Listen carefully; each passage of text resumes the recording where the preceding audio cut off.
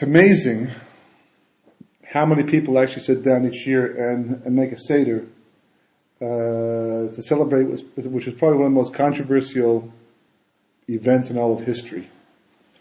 And what's even more amazing is how many people sit down to make a Seder who actually are part of the controversy, meaning that they don't believe in it. You know, how many families traditionally sit down to make a Seder that, you just ask them, like, do you believe in Yetzias Mitzrayim?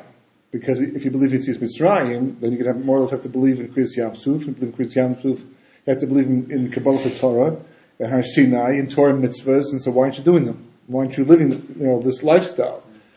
And that's, so it falls therefore in the category of tradition and hypocrisy, really, in a sense, because it's not necessarily hypocrisy. You can do it as a fun event. The same way, for example, if you have a family simcha, you decide to make it, to spruce it up a bit. So you come up with some kind of skit, gram. People do gram at simchas, basically, where it's based upon truth. But you're having fun.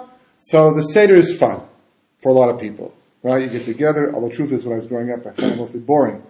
But the adults find it somewhat fun, I guess. People feel a need, a hemshech, tradition, but at the end of it, you're reading all these different sentences and statements that are being made by the Haggadah. They're really basically, what do you believe? I remember years ago, and I was actually away for Pesach that year, and Mishpacha had an article on Velikovsky, which I think I mentioned before at some point in time. Velikovsky was Emmanuel Velikovsky. He was the Russian scientist who moved there to Israel, I think in 1948. And he was on sabbatical that year, and he was a secular scientist, and he decided that either Sipur Yetzias Mitzrayim is a true story, and then what happened to the world? How did it drop out of the history books? Or it was made up, in which case, I'd like to know. So he actually set out on a investigation to try and find out what the bottom line was. And the results of his investigation was that he found all kinds of evidence that it was true, and he was able to explain historically what had happened. And in fact, there's all kinds of things like hieroglyphics and other things in other different cultures about things that occurred that were all out of sync. In fact, I think by about 600 years, they're out of sync in the end. And he showed how basically, based upon these discrepancies historically, you could line up a lot of the things that cultures were saying about events that took place that year in history with the whole story, including, for example, the sun standing still. There are some cultures where it talks about the sun not setting and the moon not coming out. Some ancient cultures actually record things like that, but no one paid attention to that because it was off by hundreds of years from the story of Yeshua. And likewise by the Haggadah. And he was actually able to match it up, and the scientific world did not like what he came up with. The Epicurus world did not like what they came up with. So basically they went ahead and vilified him, and they even falsified information, and even said things in his name that were not true, just to make him look like a fool. Eventually, most of what they tried to do to him was found out to be true, scientifically, astronomically, as well, because science caught up with his theories eventually. And according to the article that I read, that they say that even Einstein in the beginning did not accept and believe what he was put forward. Towards the end was forced to agree and admits that these things were true. In fact, the last thing that he read before he died, apparently opened on his desk, was Velikovsky's manuscript or book that Einstein had been looking at just before he passed away. That's the way article said, yeah. In what sense do you line them up? Like if these things are off by several hundred years... I was hoping you were going to ask for the science behind it, because I forgot the science behind it. But it turns out there were certain astronomical phenomena over the course of the thousands of years that could account for the discrepancy in time. That's all I can tell you right now, because I don't remember exactly. But just, if you want, I'll try to find the article. I'm sure you can certainly get the article. It's not that old, but and I think the truth is his book Ages and Chaos. Look it up. Ages and Chaos, I think, is the book where he actually explains all this scientifically. He does, he lays the whole thing, but it turns out that history is wrong. But the truth is, that shouldn't surprise us. One of the most remarkable things that I find personally remarkable is that people put so much emphasis on Western dating and Western history, when in fact, the whole thing only started to take shape in terms of any accuracy in the time that what's his name? I can't believe it. Josephus. Mm-hmm. Can't believe I forgot that name. Josephus began to record things. He was actually, Jewish, who was hired by the Roman court to keep track of events, but anybody who knows, Western history or Eastern history or biblical history knows that every nation used to fabricate history to suit their beliefs. They're still doing it. They're still doing it 100%. Well, the Nazis try to rewrite the history books. The Russians also try to rewrite the history books. Cultures constantly doing it, basically. Because the Americans don't really need to do it, things like that. But certainly back in those days, and it wasn't considered to be false. It wasn't considered to be fabricated because that was the belief system. It was all a lie in the end. The fact that the Paro claimed to be come from a god, in the end, but and people had to swallow it and believe it. But for the longest time, people did not keep track of time. The first mitzvah that the Jewish people are given is the mitzvah of Kirush HaChodesh. And the reason is because it wasn't simply the mitzvah to sanctify the new moon. It was a mitzvah to keep track of time. That's really what it was in the end. It was a mitzvah to keep track of time. And until that point in time, because Baruch had done it, mankind had not done it. People they weren't really involved in that. For agriculture, they didn't track?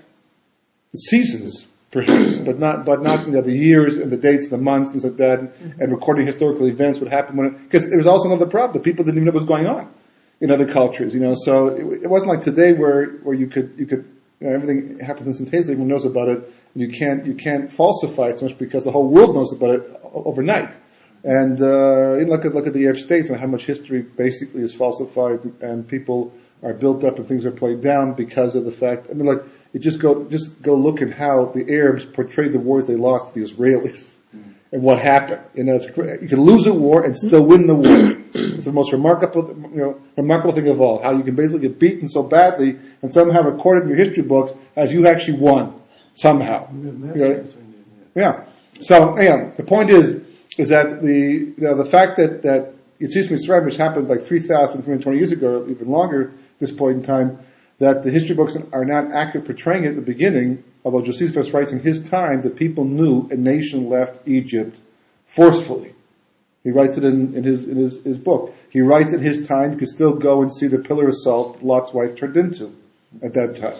Just go back and read Josephus. It's amazing. But people didn't care. People don't pay attention. And for the most part, people don't, it doesn't affect their lives. They don't really feel the need for it. Today, for sure, people are totally detached from history. The average child, the average, even adult, for that matter, doesn't really feel the need to be connected because it's all the here and now. Technology and the modern world just makes us all focus on the here and now because there's so much competition to succeed. The quality of life has gone down tremendously. People are so involved in trivial things and material pursuits to such a degree that they define themselves by which cell phone you have defines you to some degree. And how much time you spend on your cell phone defines which kind of car you drive and the house you live in. When you have such a focus on material comforts as a way of life, there's no time for the past.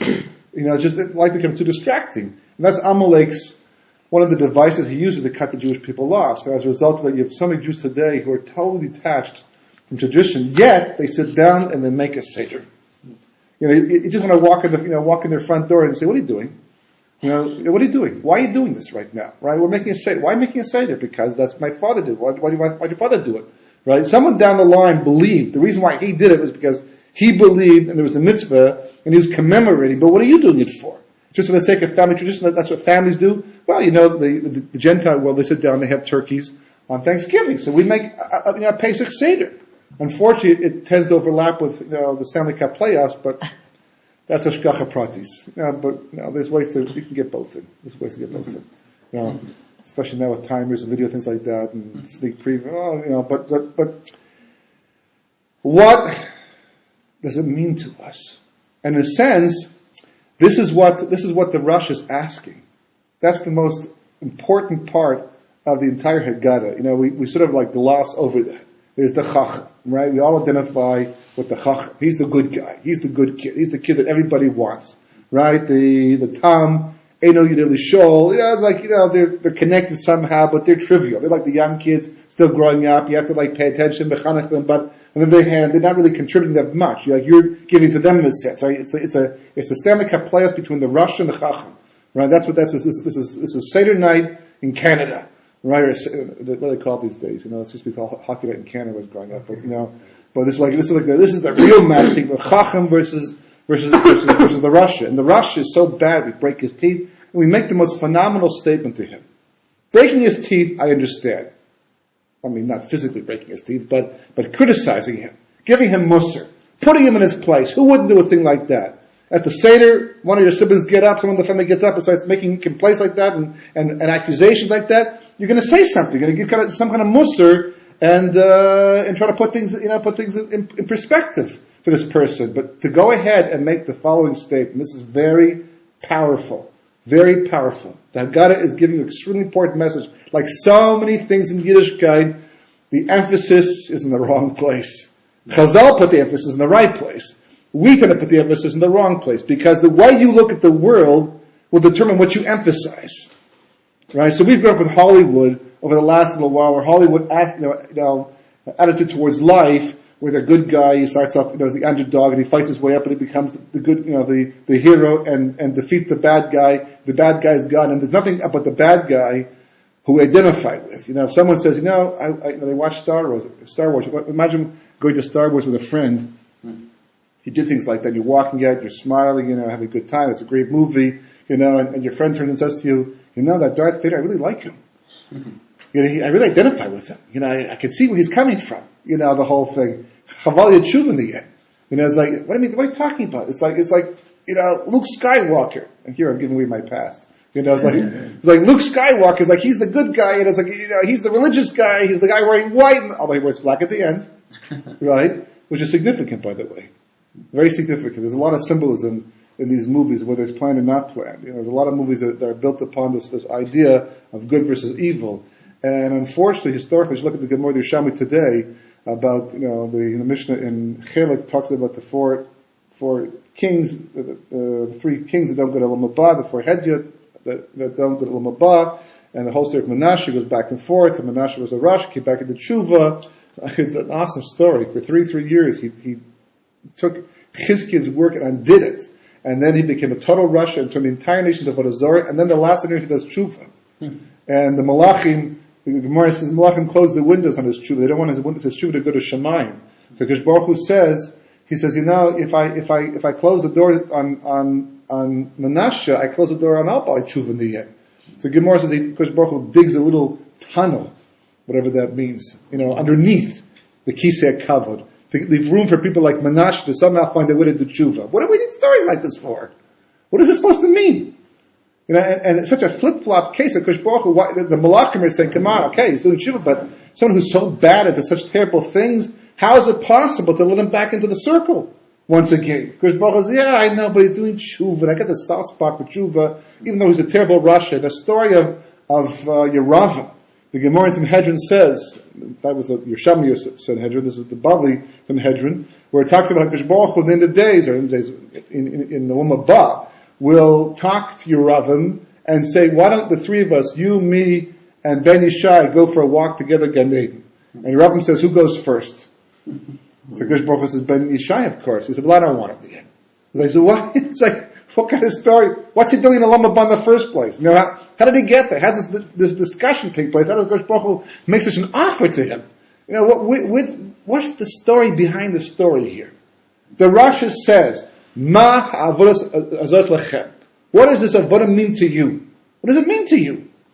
What's he asking? On a pshat level, we have to go through pshat, remember the Drush Sod over here. What's the pshat level? The pshat level is that basically, a long time ago, we were told, our forefathers were in Mitzrayim, and they were over the Avodah Zarah, as the Medrash tells us, and they were holding a Memta Shari Tumah, and the first stage, the Geula, was to get them to break away from Avodah Zarah.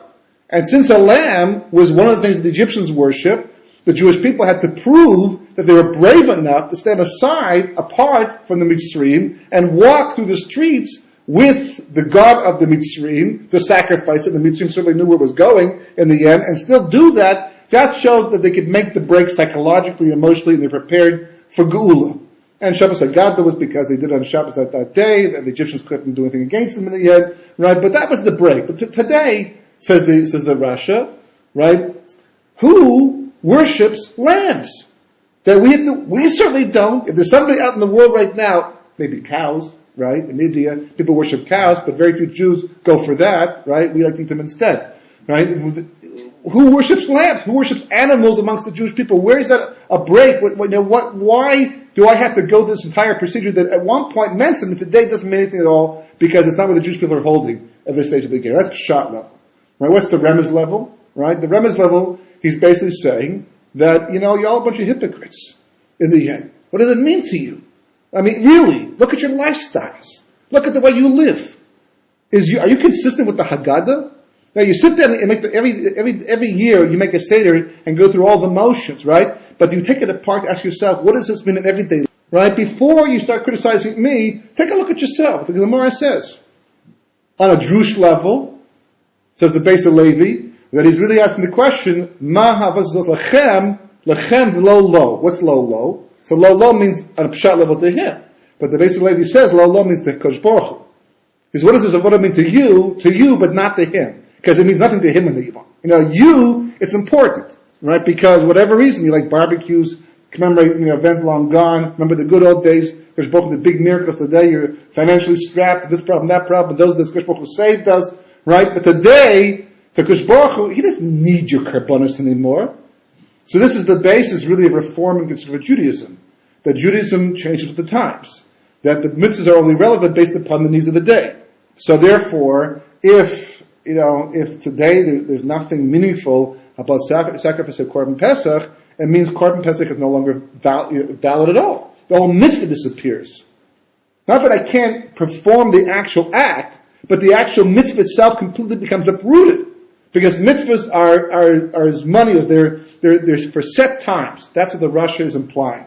Because Baruch Hu would agree today this mitzvah is no longer necessary. If you want to do it, that's your business. I don't have to interfere in your lifestyle.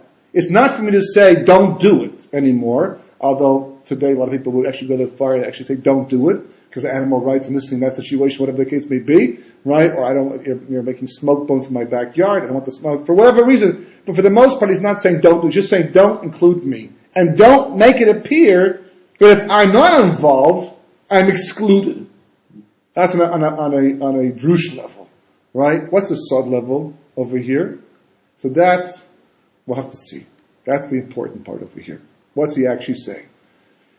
So his question is applicable to everybody. We break his teeth, because the Haggadah is assuming you're already on the same page as the Haggadah. But the question is, are you really? And how much of the Rasha is in you too? What does that mean? I don't quite. I make the Seder. I clean for Pesach. I do everything I'm supposed to do. I spend hundreds of shekels on matzahs and maror and things like that. I go through the whole thing. I drive myself until I'm almost neurotic, getting rid of all the chumitz. Right? What kind of statement is that? I'm not reformed. You're not considered a Jew. What are you asking me over here? Well, there's doing the mitzvahs per se on a technical, mechanical level. There's living according to the spirit of what those mitzvahs mean. What the Haggadah is actually saying. Right? What the Haggadah is trying to bring out in me and bring out in the world and bring out in the Jewish people. Are you aware of that? How many people even prepare the Haggadah? I remember when I was younger, today I try and do it by learning the Gemara and giving shirim on the whole thing, but there was a time way back when I was way younger, I used to every year take a different Haggadah and start 30 days in advance, every single day learn the Haggadah. Another piece. A different pshat, a different mahalach, different meforish on the Haggadah. Every year I take a different one and learn 30 days in advance, every single day. By the time it came time for the Seder, I was ready. I was prepared. Today, life was so fast and so busy with that. It was like, so in the end, a lot of the message gets lost. But you have to focus. Because the Haggadah is what Klal Yisrael is all about. It's an amazing thing. Because Sod tells us that every light, for the most part, that you want to have access to, you have to earn it. You have to do something to bring it down. On Rosh Hashanah, you have to daven. You have to be in shul. You have to do this, simani. You have to do various different acts, specifically, that will draw the light to you. You don't do it, you don't get the light. That's just the way it is, right? Yom Kippur, same thing. Shabbos every week, also Shabbos, you don't, as the Gemara says, you don't prepare on Shabbos, you don't eat on Shabbos. If you're not ready for Shabbos, you're not focused on what Shabbos has to give you, and you're working to bring that Kedusha to you, you're not going to get it. Every Chag of the year, the light comes to you if you work to bring it to you. Now, fortunately, most of what you have to do is kef, is enjoyable. We don't mind. Sitting down to Suda, getting dressed up, cleaning the house up, lighting the candles, having guests, singing Zmiras, giving Divrei Torah, eating Lechavot Shabbos Kodesh. It's not such a hard, ordeal over here. It's a pretty pleasant thing. But you have to have the proper kavanah. And you have to go through the motions to do it. Otherwise, forget it. People who run on the beach on Shabbos, there's no such thing as Shabbos whatsoever, and do malacha, they're not going to get the light. It's just the way it is. There's only one day of the entire year where the light comes down for free. You don't have to do anything to warrant that light, to deserve that light. Only one time of the year, Leil Seder. When 3 stars come out until Chatzot, the light of Geula comes down every year, no matter what you're doing, and is there for you no matter where you're holding. Which is a curious thing. Why?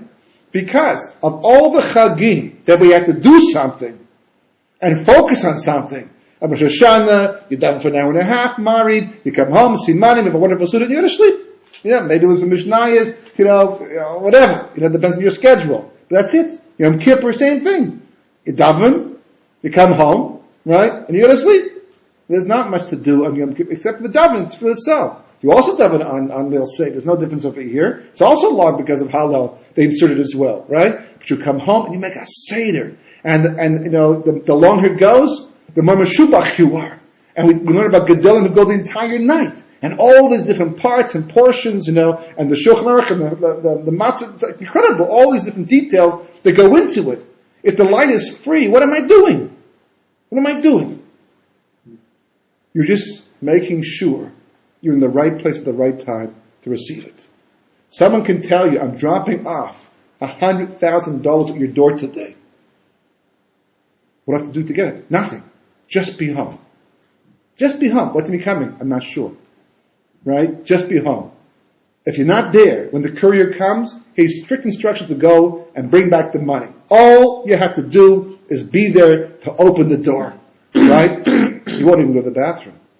Right? You won't even get a drink from the fridge. You will sit there by that door the entire time. Chas v'chalila. Something will happen. You've got to get a drink and the fan of the fridge goes on and you cannot hear, right, the door being knocked on because he knocks too softly, and I was like, you will sit outside the door, in front. It could be cold and snowing. You'll still sit with your parka because you don't want to miss an opportunity.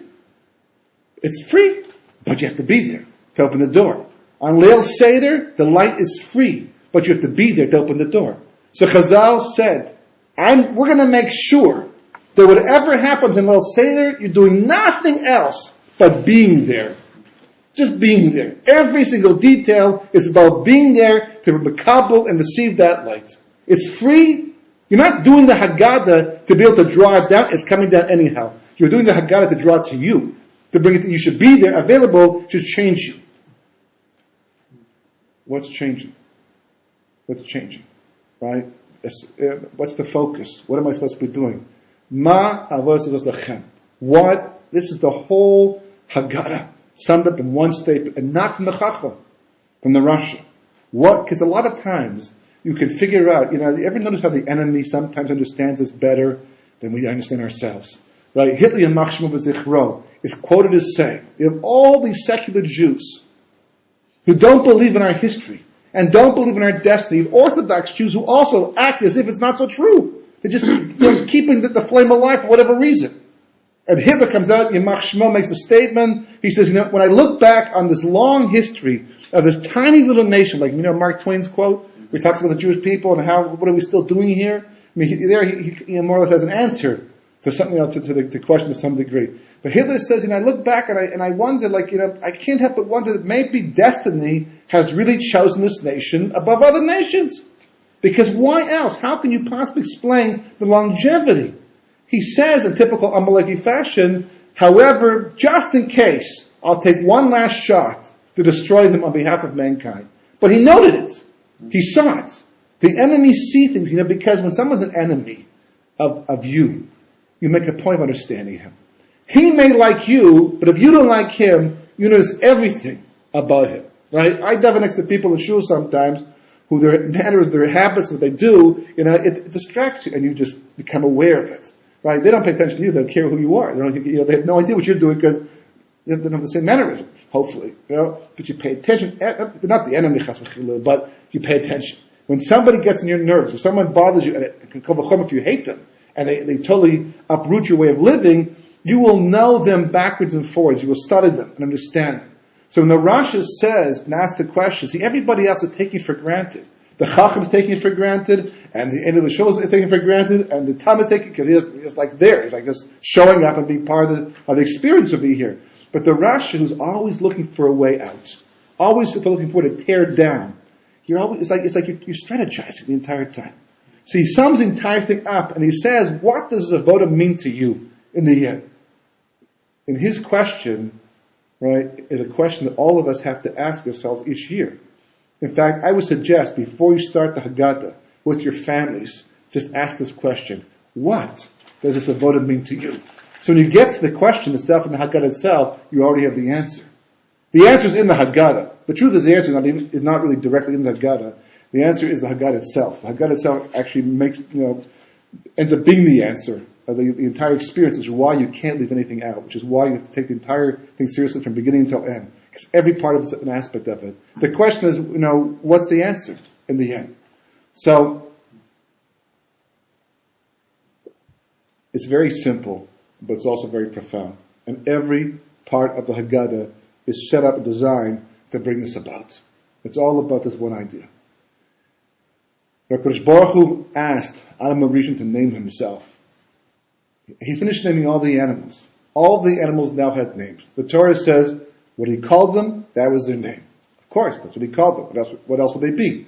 So of course the answer is because he was able to understand the essence of what he was looking at. So therefore, whatever name he gave them was in fact a description of their essence. So, Kosh Baruch Hu said, now having named the animals, give yourself a name. What will you call yourself? So he called himself Adam. Right? And Kosh Baruch Hu said, why? And he said, because first of all, so I'll never forget I came from the Adamah. I'll always be a humble person. No, I came from the dirt. At least my physical component came from the dirt. But more importantly, it will always remind me that I'm a tziruf of two opposite components. The physical body, summed up by the word blood, dam, right, daled mem, and the aleph, which symbolizes the neshama. I always want to remember that I am a balance between these two things.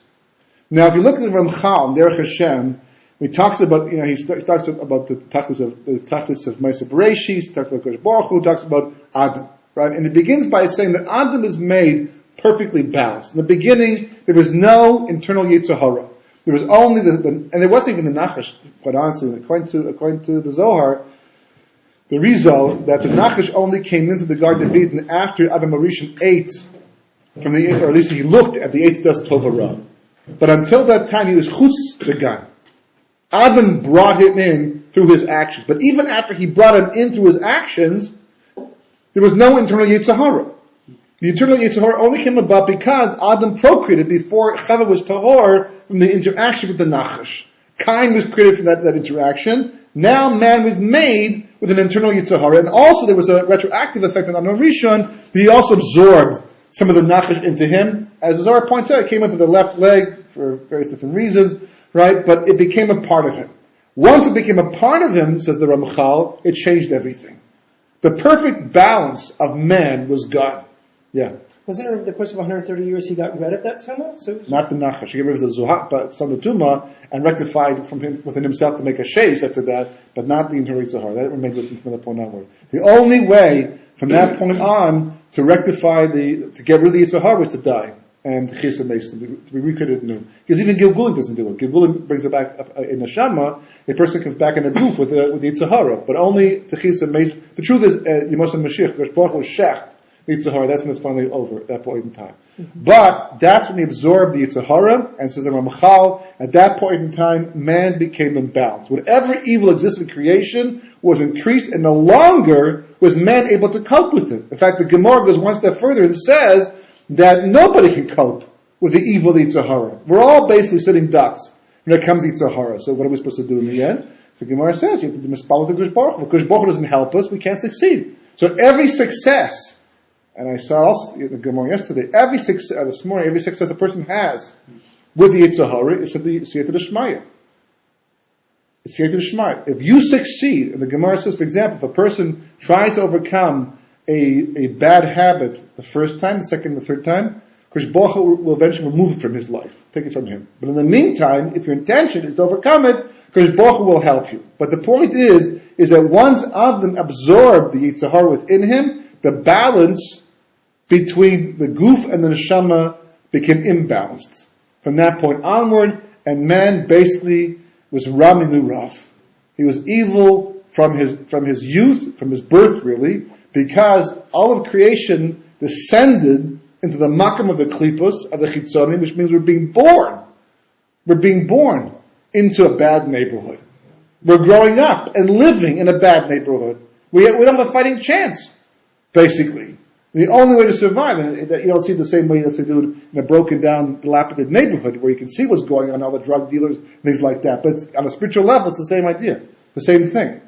So then what does that mean, technically speaking? So it means when Adam and Rishon had defined themselves, Adam with Aleph and Dalet Mem, no longer are they in balance. In fact, if anything, the Dalet Mem became larger, bigger, and the Aleph became de-emphasized, became smaller. So that's why Kodesh Baruch Hu says, he says that Yad al Keska, right? My hand is on my throne as an oath against Amalek. I will be at war against Amalek forever. I will destroy him. As Rashi points out, why is the Aleph missing from the word case? It should be kisei, because as long as Amalek exists, then my kisei will not be complete. The Aleph will be missing, because the demus of Adam is on the kisei. And as long as man can't be an Adam, the kisei is not complete. So what's missing from the man to make him an Adam is the Aleph. And that's why Aleph is also added to V'yikra. To make V'yikar into V'yikra, as Rashi points out, the Aleph again, basically representing that aspect of man that allows him to connect to Kodesh Baruch Hu in such a way that he can talk to Hashem, and everything seems like hashgacha pratis, as opposed to simply random, circumstances, things unfolding in an evolutionary type way. That Aleph represents that idea of Adam. So anybody, by definition, and it's remarkable because we see that to be a human and to be an Adam can be two different things. They should be the same thing, but they can be two different things. So someone can be brilliant. He can be a brilliant scientist, physicist, doctor, astronomer, psychologist. He can be totally brilliant in his field. But if he doesn't believe in God, if he's not connected, if he has any spakus whatsoever, because Baruch Hu, his Aleph is small. He's just Dalet Mem. And as we said before several times, and it's a point that's always worth repeating, that's why the first Makkah in Mitzrayim is Makkah's Dam. Because the Kodesh Baruch Hu had to tell the Jewish people where they were starting from. We are about to turn the whole thing around. Really, it shouldn't have happened. Really, we should have been allowed to become extinct. But Kodesh Baruch Hu min havtacha to Avraham, Yitzchak, and Yaakov. Kodesh Baruch Hu would bring us back here to Israel in the 14th generation, which means Kodesh Baruch Hu at some point in time had to turn the whole thing around and reverse the process. And the starting point was taking the Dam and adding the Aleph. So every Makkah was a refuah. Every plague that the Kodesh Baruch Hu brought against the Mitzrayim was for one reason and one reason only. And this is what the Haggadah is all about. The whole Seder is about this. Your whole life is about this.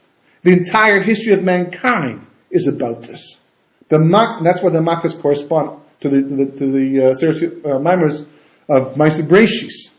That's why there's a correlation. Just aside from the fact there's 10 and 10 and 10. So all 10s are connected, right? And 10 spheres. But why specifically connecting to the 10 Maimers of Kodesh Baruch Hu used to make Ma'aseh Bereishis? Because this is, according to Kabbalah, the recreation. In fact, it's considered to be a second Ma'aseh Bereishis, the 10 Makkahs taking place in Mitzrayim. Kodesh Baruch Hu is mechadish Ma'aseh Bereishis in Mitzrayim. And the Jewish people are the new birth of mankind, or supposed to be in the end. So then what were the Makkahs all about? It wasn't about the Mitzrayim. We're all going up cheering, going, yeah, another Makkah, the Makkah's dumb. We're thinking to ourselves, and all the Khartoumim come out and say, that's no problem, watch this. They turn the rest of the water to blood. Great, fantastic, right? This guy causes a plague, this guy comes along and says, we can also make plague too, and it makes the rest of the people get the plague. Hello? It's like, take it away. Take it away from the people who have it. The fact that you can duplicate the Makkah whatever water was left over, because, just imagine all the Mitzrayim were thirsty with nothing to drink, the stores are empty, there's no bottles of water, you can get anywhere because it's all blood, but there's a whole department store of bottles left over, right? So to prove their point, the Chartumim go in and turn those bottles of water into blood too. It's a brilliant strategy, no? Right? It's amazing how far people will go to cut off their noses to spite their face in the end.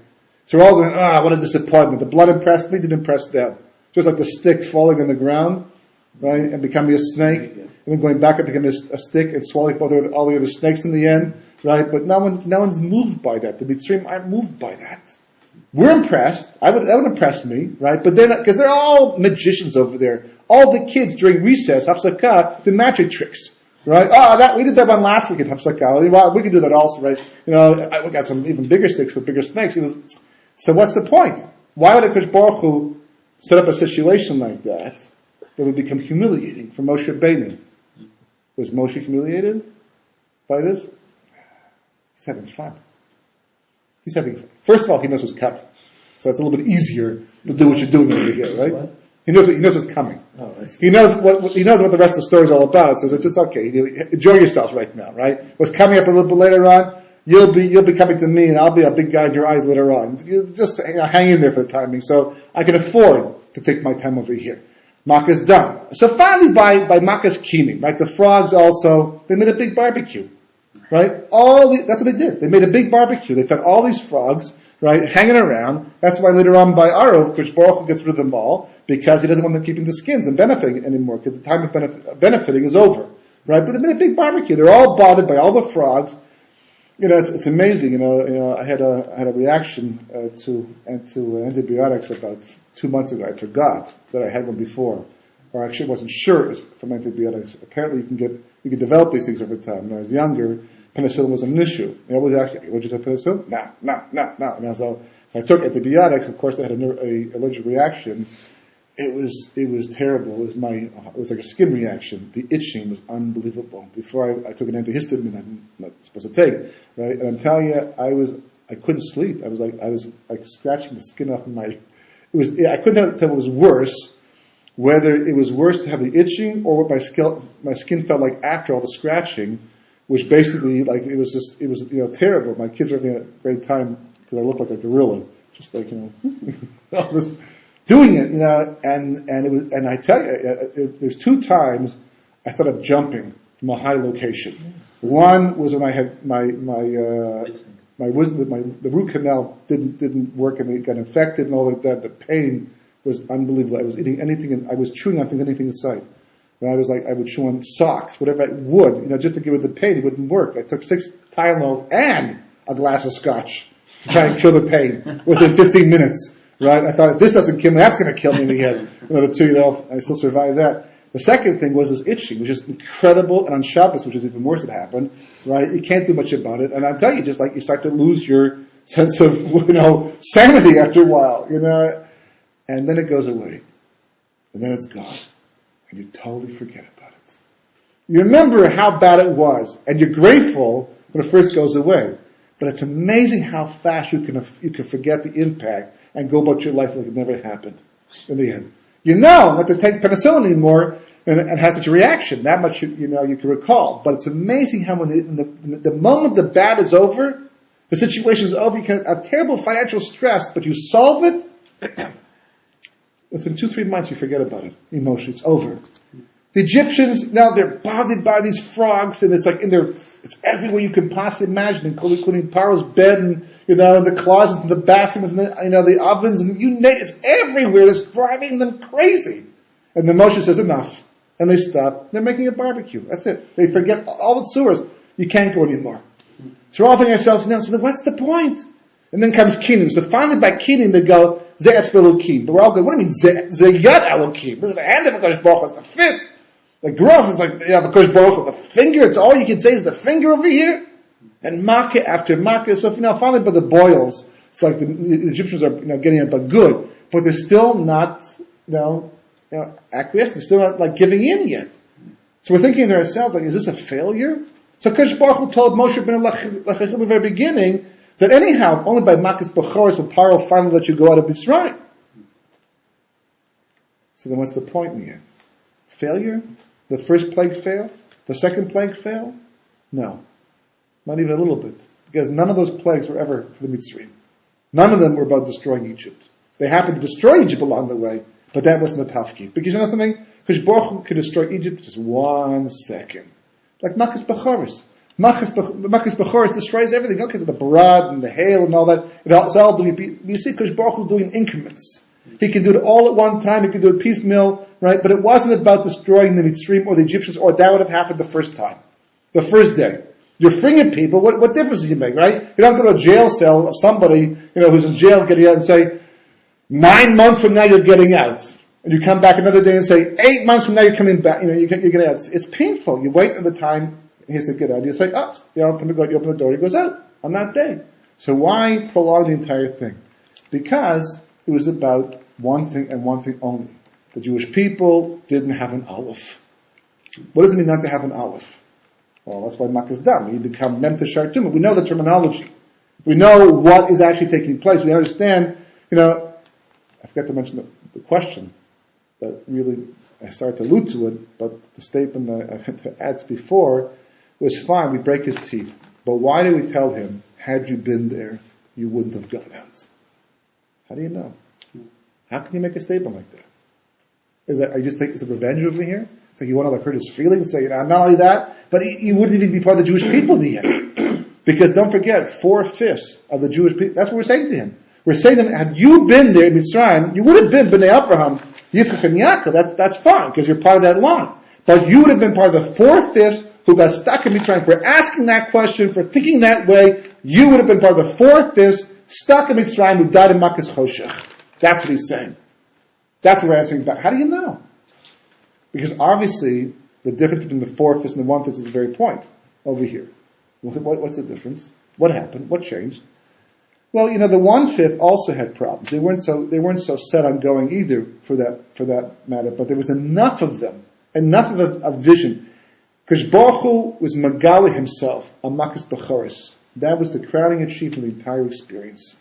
Even Makas Bechoros itself was not so much about destroying the Mitzrayim as much as revealing a Kosh Baruch Hu. The reason why they had to die by Makas Choshech, because by Makas Bechoros there was no Bechir anymore.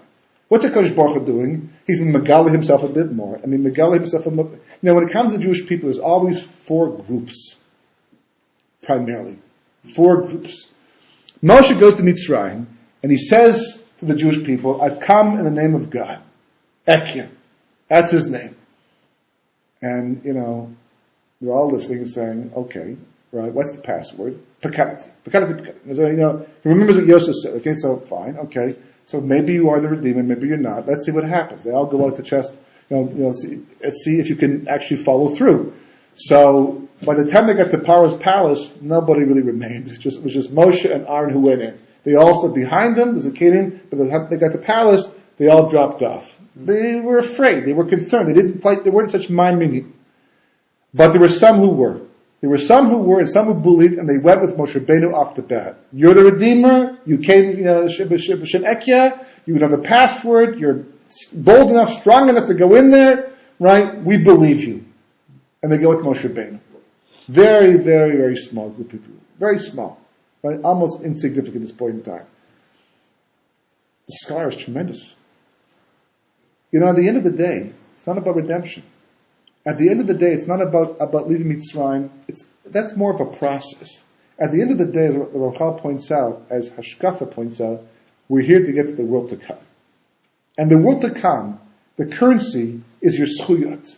And schuyot are based upon how many times you see a Kosh Baruch Hu in your life and respond accordingly. That's why Yom HaDin, Kosh Baruch Hu is Ani Hashem. Yosef is Ani Yosef. He's Magali himself, and they all can't believe what they see. So Kosh Baruch Hu will say Ani Hashem, and we'll all be blown away. What does Ani Hashem mean? Ani Hashem mean? It means that Kosh Baruch Hu is revealed to you everywhere and every moment in your life. He was talking to you, he was trying to get your attention, he was trying to direct you, and you kept being blinded by the externalities. It was the postman talking to you. God was talking to the postman, but you saw a postman. You were in a store, right? And someone said something to you in the aisle that was profound, but it was a neighbor, so it was just a neighbor. I talk to the neighbor all the time. This guy's talking to you through this person. It was an event that took place. Hashgacha pratis. Doesn't it drive you nuts when people like say, "Oh, hashgacha pratis"? You have this hashgacha pratis, right? They say, "This is hashgacha pratis," that's hashgacha, and they find hashgacha pratis in everything. Doesn't it drive you nuts? Well, it shouldn't, because that's what you're supposed to do. That's the way you're supposed to behave. All the time. Everything is an ongoing dialogue between the Kodesh Baruch Hu and the Jewish people. And you have to be primed. Why can't I hear Hashem? If a Kodesh Baruch Hu's there, says the philosopher, says the psychiatrist, says the scientist, the physicist, this astronomer, if he's there, why can't I hear it? Well, do you ever ask questions like, why can't my tape player play music if it's off? Right? When was the last time you left it off and said, why is it not playing? Because it's off. Well, if it's off, it can't play. I'll turn it on in the end, right? Why can't I get good reception? Why is there no klita? Well, there's no tower over here. We ask, you hear people in the bus, right? That goes off for a second. There's no klita over here. People go, why is there no klita over here? Because there's no tower. So why is there no tower? It's a different story, okay? But there's obviously no klita because there's no transmission, right? The radio can't play. There's no electricity in the end. You can't hear Kodesh Baruch Hu if your aleph is small. The gematria of Adam is Geula. Aleph, Dalet, Mem. You don't go into Geula, you find yourself there. Geula is a de facto mamela process. You just happen to be there. Look what happens in the end. The Jewish people are leaving Mitzrayim, and in the beginning they can't go anywhere. They have taskmasters who tell them what to do, when to breathe, how to eat, every single thing. At the end of the redemption process, they kick them out. The strongest nation in the world throws them out against their will. Kulana Mesi, we're all dead people. Can't you see what's going on? Throw them out. Without even time to make tzil derech in the end. That's Geula. That's the real Geula. If you have to pursue it, you have to build it and try and bring it about, like militarily, for example. That's why the IDF hasn't been successful yet. Yeah, 1948 was meant to be a Chat Geula. No question about it. Look at what Kodesh Baruch Hu's done in this country in 70 years. This is all part of the Geula process. There's no denying it. We are in a Geula state, but the last stage is not happening. The last stage isn't happening. We just can't carry through. Mashiach comes and ends the anti-Semitism and stops the nations away. Why can't we get across that threshold? I get phone calls from people, new, right? When's he coming? Face already. My schedule was here five years ago already. And I was like, what's going on? Why can't we cross that threshold? Because we're doing it the wrong way. We're trying to push Geula onto ourselves. We're trying to militarily bring it about. It's not going to happen that way. Geula is the factor process that happens the moment that the Aleph, Dalet, and Mem come together in a person, and on a national level, comes together in a nation. When the Dalet and Mem is no longer the priority. The Aleph, as long as the Jewish people, we have Shmira here, and we have Hatzlacha here, and we're leaders in the world right now, as the articles keep coming out in the Jerusalem Post. We are bringing technology and know-how to the rest of the world. We're called the startup nation. Things happen here in Maraxla, but we're just not getting that Geula part, because the Aleph remains small. Yeah. Why Tashdalus is appropriate for Geula? So that's what the Haggadah comes to teach us. Right? That's what the Haggadah comes to teach us. We're not going to go through all the parts. I thought I would go through most of the parts today, but we'll just take two examples from the Haggadah. Right? First of all, it begins with the whole concept of Seder itself. I call it a Seder is an unusual name. Again, over time, the first time we call it a Seder, and somebody said, what are we going to call it? A Seder. Well, that's an interesting name. Right? That's really weird. Why call it a Seder? Why just call it like feast or Thanksgiving or something like that, which is more appropriate, more normal. Why call it Seder? Right? Today it's called a Seder. Who thinks about the word Seder anymore? That's what it's called. It's called a Seder. Why is it called Seder? We stand up. It's the only holiday we stand there and actually sing the table of contents. When was the last time you ever sang the table of contents of anything in the end? You barely even look at that. Once in a while you may go back, but we actually go through the entire, the whole thing from beginning until end, and we praise the kids for that. And when was the last time children were the central focus of anything?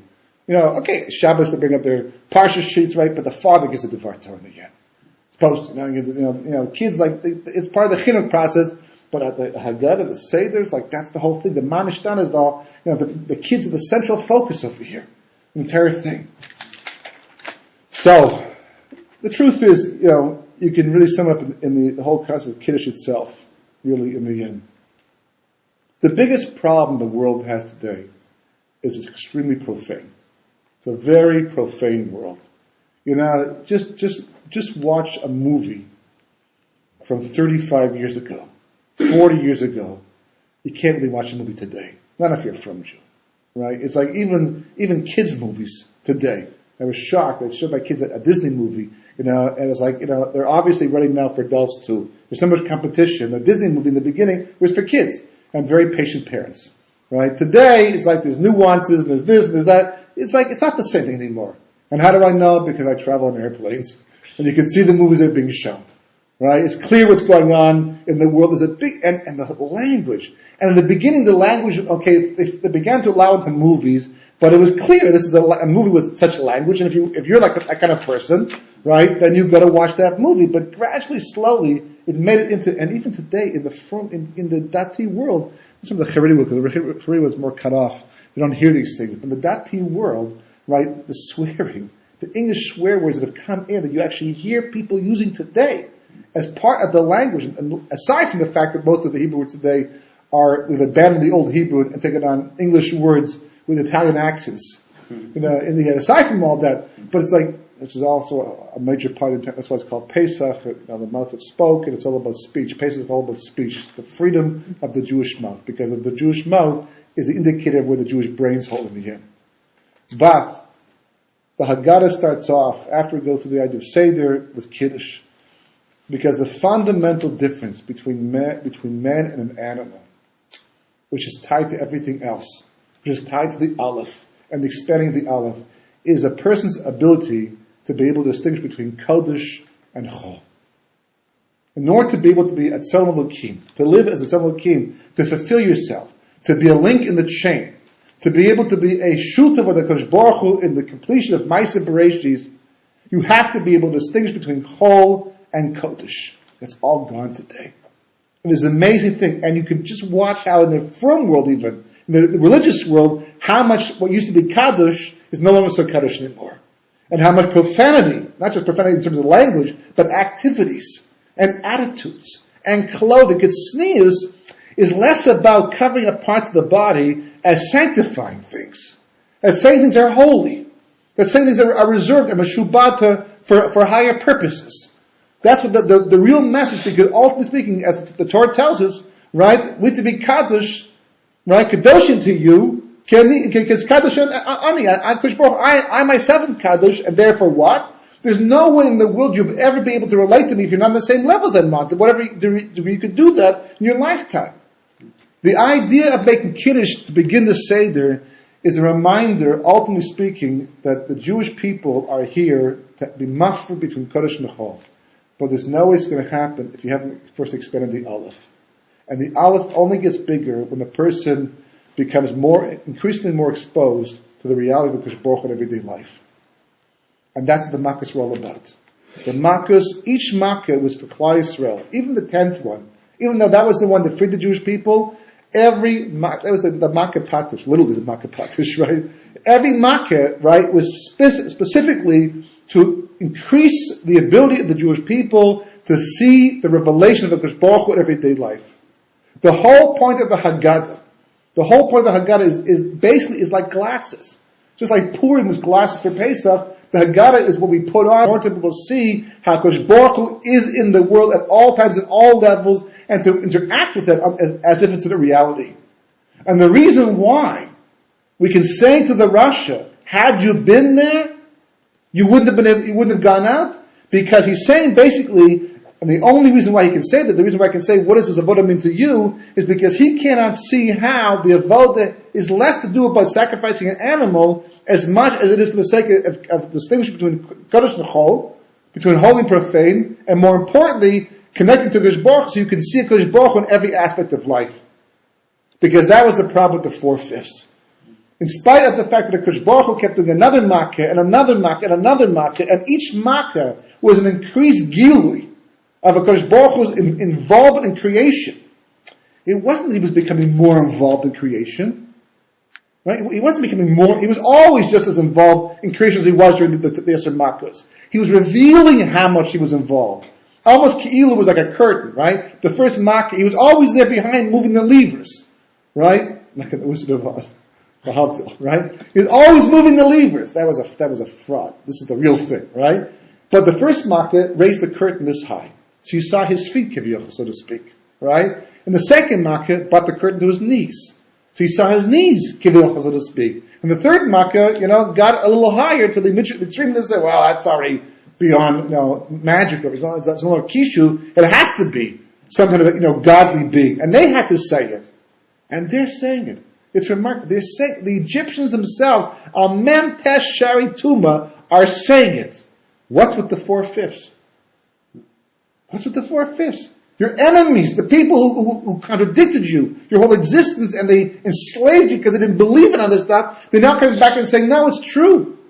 It has to be God. What's going on over here? They couldn't see it. The 5th plague, the 6th plague, 7th plague. Krish Baruch Hu says that by the 8th plague, already like the curtain's up to here, and you're denying the reality of my involvement in everyday life on an ongoing basis, forget it. There's no 10th plague for you. Because in the 10th plague, the curtain goes all the way up. As much as it can in this world, all the way up. Malach, Amlachim, HaKadosh Baruch Hu himself does it. What about Smo? He does it. Ani v'lo malach. Ani v'lo serach. What do those words mean? So we understand those words to mean that HaKadosh Baruch Hu didn't have intermediaries, but did it make it not mean to us? No, because we could say that, no, not at all. It means the following thing. Why is the emphasis like this? To tell you, and by Makkos Bechoros, the feeling of the presence of HaKadosh Baruch Hu was so incredible, there was no Bechira that night. Do you understand what it means to have no Bechira? No, you don't. Because you've never had experience of no Bechira. You've never have a Gilu, HaKadosh Baruch Hu. Maybe some miracles have happened in your life where it was like so crystal clear, but believe me, someone would come along and try and contradict things that might pull you down a bit. But that night, there was no denying the reality of HaKadosh Baruch Hu. By Makkos Bechoros, there's no Bechir, so that's why by the 4/5 had to be taken up by Makkos Choshech, because there was no Bechira. Them coming to believe in HaKadosh Baruch Hu, that plague no longer counted anymore. That's what the Haggadah is about. The Seder itself, right? The whole concept of Seder, bringing Seder to the Olam, the result of Mem Tesh Shari Tuma, the result of living on the level of Daled Mem only. Just the Dam itself is Tohu, Mavohu, and Choshech, and Alpinate to home, the Tom itself. That's the result. Seder is what HaKadosh Baruch Hu, as a Elohim, brings to the world. HaKadosh Baruch Hu is Mesader everything. Seder is light. It organizes things. With that light, you can see where things are and make connections, build relationships. In darkness, you bump into things. You can't feel the presence of other things. So Seder is what the Jewish people were taken on Mitzrayim to do. But you can only build Seder properly because the Germans were kings of Seder.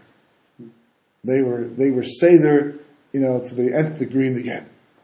But it was totally destructive because their priorities were all off. Their whole perspective of reality was off. The proper Seder only comes about because a person has the Aleph, the Daled, and the Mem. Hitler Yimach Shmo V'Zechro is an example in Paro. Examples when you're completely obsessed with the Daled Mem. There's no Aleph whatsoever. The Jewish people, and other religions, for example, Christianity, emphasize the Aleph too much, not the Daled Mem, which is why the whole thing falls apart, becomes inconsistent in the end. The Jewish people are about going back to the balance of Adam Rishon, the Aleph, the Daled, and the Mem. And the Haggadah is there to restore that balance. Everything about the Haggadah is there to restore that balance. And the moment you do, and you end up with the Aleph, the Dalet, and the Mem, Memela, you're a Geula. Automatically. De facto. It's like waking up on an overseas flight, taking one of those pills. Once I next to got an airplane, it was a remarkable thing. I was totally in awe, extremely jealous. He took one pill, and as the plane was taking off, he did not wake up again until the plane landed. Over here? Because I struggled with the whole flight just to avoid boredom, and he's like, over here? Wow, that was fast. It was 12 hours. What are you talking about? The guy said 12, didn't go to the bathroom once, 12 hours, the entire thing. Mamela, must have been a camel, right? Mamela, you end up in Gula. And that's what the Haggadah is supposed to do, automatically.